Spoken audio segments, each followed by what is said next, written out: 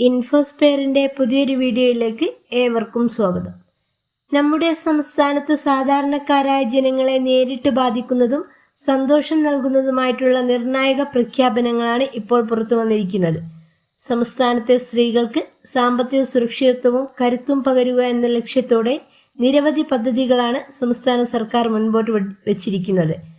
മുൻപ് നിലവിലുണ്ടായിരുന്ന ജനക്ഷേമ പദ്ധതികൾ നിർത്തിവെക്കുകയല്ല, മറിച്ച് അവയെല്ലാം തന്നെ കൂടുതൽ ഊർജ്ജസ്വലമായി കാലോചിതമായ മാറ്റങ്ങളോടെ നടത്താനാണ് സർക്കാർ ഇപ്പോൾ തീരുമാനിച്ചിരിക്കുന്നത്.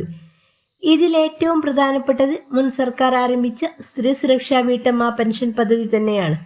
നിലവിലെ സാഹചര്യത്തിൽ ഈ സ്കീം തടസ്സങ്ങളില്ലാതെ മുൻപോട്ട് കൊണ്ടുപോകാൻ തന്നെയാണ് തീരുമാനം. കുടുംബത്തിൻ്റെ ദൈനംദിന ചിലവുകൾക്ക് ബുദ്ധിമുട്ടുന്ന ലക്ഷക്കണക്കിന് വീട്ടമ്മമാർക്ക് വലിയൊരു ആശ്വാസമായ ഈ പെൻഷൻ പദ്ധതിയുടെ സുഗമമായ നടത്തിപ്പിന് ആവശ്യമായ ഫണ്ട് അലോക്കേഷനുകൾ ഉൾപ്പെടെയുള്ള പ്രഖ്യാപനങ്ങൾ വരാനിരിക്കുന്ന ജൂൺ 19 അവതരിപ്പിക്കുന്ന ബജറ്റിൽ ഔദ്യോഗികമായിട്ടുണ്ടാവുന്നതാണ്.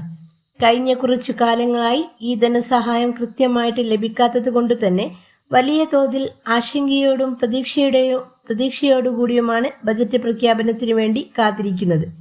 എന്നാൽ അക്കാര്യത്തിൽ ആശങ്ക വേണ്ടെന്നാണ് ധനവകുപ്പിൽ നിന്നും ലഭ്യമാകുന്ന വിവരം.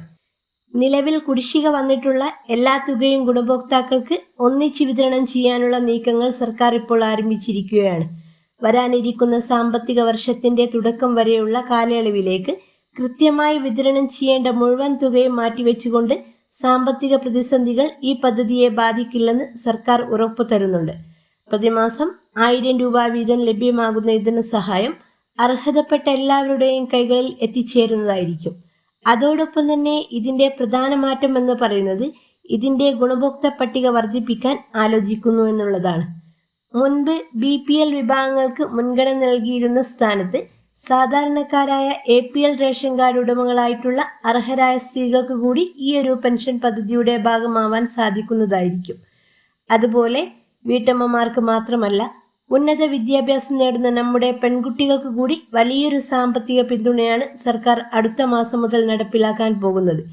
നിലവിൽ APL BPL വ്യത്യാസമില്ലാതെ തന്നെ കോളേജ് തലത്തിലൊക്കെ പഠിക്കുന്ന വിദ്യാർത്ഥിനികൾക്ക് പ്രതിമാസം 1000 രൂപ വീതം പുതിയൊരു ധനസഹായം കൂടി നൽകാനായിട്ട് സംസ്ഥാന സർക്കാർ തീരുമാനിച്ചിരിക്കുകയാണ്.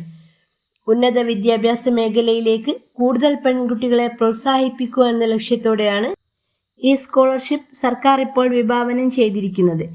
ജൂൺ 19 സംസ്ഥാന ബജറ്റിൽ ഇതിൻ്റെ പൂർണ്ണമായിട്ടുള്ള പ്രഖ്യാപന വിവരങ്ങൾ അനൗൺസ് ചെയ്യുന്നതായിരിക്കും.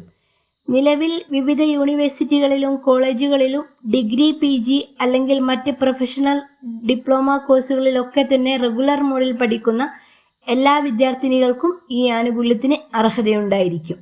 പഠന സംബന്ധമായിട്ടുള്ള ആവശ്യങ്ങൾക്ക് മറ്റുള്ളവരെ ആശ്രയിക്കാതെ ഒരു പരിധിവരെ സ്വന്തം കാലിൽ നിൽക്കാൻ വിദ്യാർത്ഥിനികളെ പ്രാപ്തരാക്കുന്ന ഒന്നായിരിക്കും ഈ പദ്ധതി. ഈ പദ്ധതിയുടെ ഏറ്റവും വലിയ പ്രത്യേകത എന്താണെന്ന് വെച്ചാൽ, യാതൊരു ഇടനിലക്കാരുമില്ലാതെ പെൺകുട്ടികളുടെ അക്കൗണ്ടുകളിലേക്ക് DBT സംവിധാനത്തിലൂടെ നേരിട്ടെത്തുമെന്നുള്ളതാണ്. എല്ലാ മാസവും 1000 രൂപ വീതം ഒരു അക്കാദമിക് വർഷത്തിൽ ആകെ 10 മാസത്തേക്കായി ഈ തുക ലഭ്യമാകുന്നതാണ്. ഇതിനായി കോളേജുകൾ വഴിയും പ്രത്യേക പോർട്ടലുകൾ വഴിയും രജിസ്റ്റർ ചെയ്യേണ്ട പ്രക്രിയകൾ സംസ്ഥാന തലത്തിൽ തന്നെ ഉടൻ ആരംഭിക്കുന്നതാണ്. അതിനാൽ എല്ലാ വിദ്യാർത്ഥിനികളും നിങ്ങളുടെ ബാങ്ക് അക്കൗണ്ടുകൾ കൃത്യമാണെന്നും നിങ്ങളുടെ ആധാറുമായിട്ട് ലിങ്ക് ചെയ്തിട്ടുണ്ടെന്നും മുൻകൂട്ടി ഉറപ്പുവരുത്തേണ്ടതാണ്. ഈ അക്കാദമിക് വർഷത്തിന്റെ തുടക്കത്തിൽ തന്നെ ഈ ആനുകൂല്യം വിദ്യാർത്ഥിനികൾക്ക് ലഭിച്ചു തുടങ്ങും.